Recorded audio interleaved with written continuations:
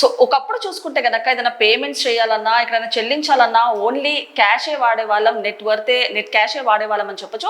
అలాంటిది టెక్నాలజీ పెరిగిన తర్వాత, టెక్నాలజీ వచ్చిన తర్వాత కొన్ని మార్పులు అయితే జరిగాయని చెప్పొచ్చు. అలాంటిది ఇప్పుడు టెక్నాలజీ వచ్చిన తర్వాత యూపీఐ అంటే డిజిటల్ పేమెంట్స్ కీలకంగా మారాయని చెప్పొచ్చు. అంటే ఒకప్పుడు చూసుకుంటే కనుక ఓన్లీ మనం నెట్ క్యాష్ క్యారీ చేసేవాళ్ళము, ఆ నెట్ క్యాష్ ద్వారానే పేమెంట్ చేసేవాళ్ళం అని చెప్పొచ్చు. సో నేపథ్యంలో యూపీఐ డిజిటల్ పేమెంట్స్ వచ్చిన తర్వాత కీలక మార్పులు అయితే చోటు చేసుకున్నాయి. అలాంటిది ఎక్కడ చిన్న చిన్న ట్రాన్సాక్షన్స్ దగ్గర నుంచి పెద్ద ట్రాన్సాక్షన్ వరకు కూడా మనం యూపీఐ ద్వారా ట్రాన్సాక్షన్ చేసుకుంటున్నామని చెప్పొచ్చు. అలాంటిది యూపీఐ చూసుకుంటే కనుక ఇప్పుడు కీలకంగా మారింది. సో మరి ఈ క్రమంలోనే యూపీఐకి సంబంధించి ఒక గుడ్ న్యూస్ అయితే వచ్చినట్టు తెలుస్తుంది, ఒక అప్డేట్ అయితే వచ్చినట్టు తెలుస్తుంది. అలాంటిది యూపీఐలో ప్రజెంట్ చూసుకుంటే కనుక కొన్ని సవరణలు చేసినట్టు తెలుస్తుంది ఎన్పిసిఐ. అలాంటిది ఎన్పిసిఐ చూసుకుంటే కనుక ప్రస్తుతము పరిమితి అంటే ట్రాన్సాక్షన్ లిమిట్ చూసుకుంటే కనుక 5 లక్షల వరకు పెట్టినట్టు తెలుస్తుంది. అంటే ఎవరైతే స్టాక్ మార్కెట్ ద్వారా, క్రెడిట్ కార్డ్స్ ద్వారా ట్రాన్సాక్షన్స్ అంటే లావాదేవీ చేస్తారో వాళ్ళకి 5 లక్షల వరకు పరిమితి ఉన్నట్టు తెలుస్తుంది. సో ఫైనల్ గా చూసుకుంటే ఎవరైతే క్రెడిట్ కార్డ్స్ అండ్ అలాగే ట్రాన్సాక్షన్స్ చేస్తారో స్టాక్ మార్కెట్స్ ద్వారా వాళ్ళకి 5 lakhs వరకు అయితే పర్మిట్ ఇస్తున్నట్టు తెలుస్తుంది లిమిట్ ప్రకారం చూసుకుంటే ట్రాన్సాక్షన్. సో ఈ క్రమంలోనే ఇది చూసుకుంటే కనుక సెప్టెంబర్ 15th నుంచి అమల్లోకి వస్తున్నట్టు తెలుస్తుంది.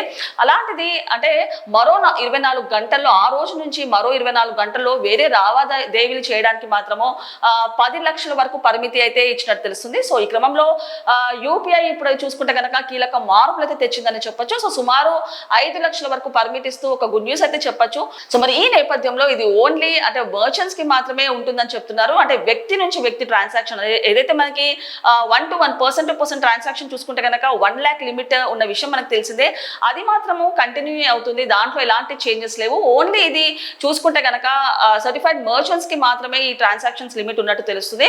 అంటే స్టాక్ మార్కెట్స్, క్రెడిట్ కార్డ్స్ ద్వారా వేరే లావాదేవీలు చేసే వాళ్ళకి మాత్రం 5 lakhs అండ్ అలాగే ఆ రోజు 24 గంటల్లో ఇతర లావాదేవీలు చేయడానికి 10 lakhs అంటూ కూడా యూపీఐ ఇప్పుడు కొత్త చేంజెస్ అయితే తెచ్చిందని చెప్పొచ్చు. సో ఒకసారి యూపీఐ ప్రజెంట్ ఇప్పుడు తెచ్చిన చేంజెస్ గురించి ఒకసారి పూర్తి స్థాయిలో విశ్లేషించుకుందాం. సో మరి చూడొచ్చు, యూపీఐ కొత్త లావాదేవీల పరిమితులు 5 లక్షలు ఒకేసారి కట్టేయచ్చు. యూపీఐ లావాదేవీల పరిమితులను National Payments Corporation of India సవరించింది. సో బీమా ప్రీమియం, స్టాక్ మార్కెట్లు, క్రెడిట్ కార్డుల బిల్లులు వంటి విభాగాలకు యూపీఐ ద్వారా చెల్లించే ఒక్కో లావాదేవీ పరిమితిని 5 లక్షలకు పెంచుతూ నిర్ణయం తీసుకుంది. సెప్టెంబర్ 15 నుంచి ఇవి అమల్లోకి వస్తాయి. సో ఇదే తేదీ నుంచి 24 గంటల్లో చేసే మొత్తం లావాదేవీల పరిమితిని సైతం వేరువేరు విభాగాల్లో 10 లక్షల వరకు పెంచింది. సో ఎన్పిసిఐ ప్రకటన ప్రకారం సవరించిన పరిమితులు అమల్లోకి వచ్చాక ప్రభుత్వ ఈ మార్కెట్ ప్లేస్, ప్రయాణ, వ్యాపార అండ్ మర్చెంట్ సంబంధిత లావాదేవీలకు 5 లక్షల వరకు పరిమితి వరిస్తుంది. సో ఒక కొత్త పరిమితులు ఎవరికంటే వెరిఫైడ్ మర్చెంట్లు వర్గీకరించిన వ్యాపారులకు ఇది వర్తిస్తుంది. సో వ్యక్తి నుంచి వ్యక్తికి చేసే లావాదేవీల పరిమితిలో ఎటువంటి మార్పు లేదు. సో సాధారణ యూపీఐ లావాదేవీలకు పరిమితి ఒక్కో రోజుకు 1 లక్షగానే ఉంటుంది. సో అలాంటిది యూపీఐ చూసుకుంటే కనుక ఓన్లీ వెరిఫైడ్ మర్చెంట్స్ కి మాత్రమే ఈ 5 లక్షల లావాదేవీల ట్రాన్సాక్షన్ లిమిట్ అని చెప్తున్నారు. కాకపోతే వ్యక్తి నుంచి వ్యక్తికి చేసే ట్రాన్సాక్షన్ మాత్రం అది కేవలం 1 లక్ష అలానే ఉంటుంది, అందులో ఎలాంటి చేంజెస్ అయితే లేవు.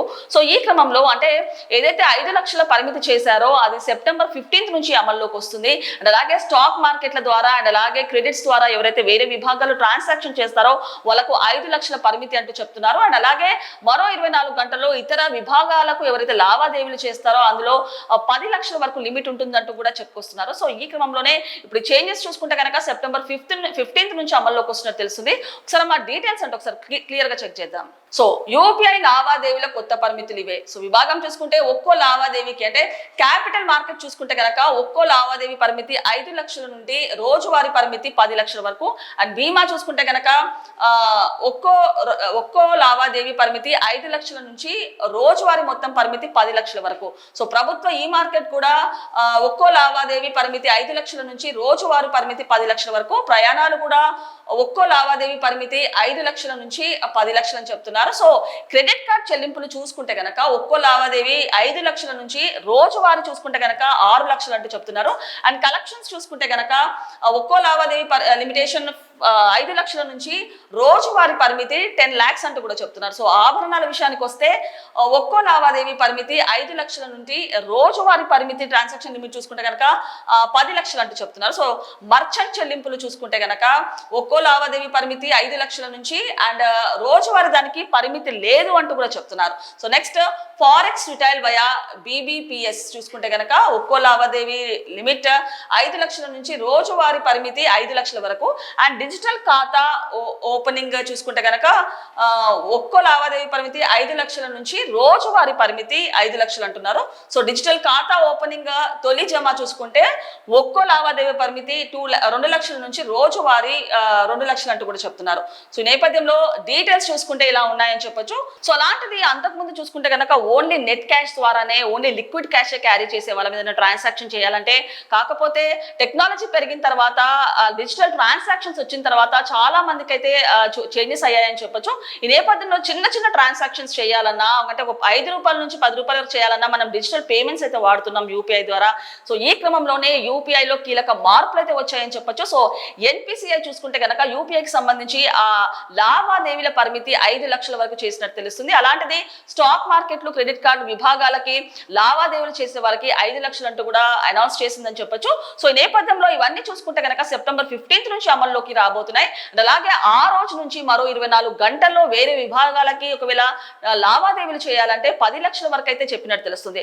సో ఈ ట్రాన్సాక్షన్స్ ఏవైతే ఉన్నాయో 5 లక్షల లిమిట్ అది ఓన్లీ వెరిఫైడ్ మర్చెంట్స్ కి మాత్రమే ఇది వర్తిస్తాయి అంటూ కూడా చెప్తున్నారు. వ్యక్తి నుంచి వ్యక్తి అంటే పర్సన్ టు పర్సన్ ట్రాన్సాక్షన్ చేయాలంటే మాత్రం కేవలం 1,00,000 రూపాయల పరిమితి అలానే ఉంటుంది, అందులో ఎలాంటి చేంజెస్ లేవు అంటూ కూడా చెప్తున్నారు. సో ఇవి యూపీఐ చేంజెస్ అని చెప్పొచ్చు. మరి రాను రాను రోజుల్లో ఇందులో మరిన్ని అప్డేట్స్ ఏ విధంగా ఉంటాయో వేచి చూడాల్సిందే.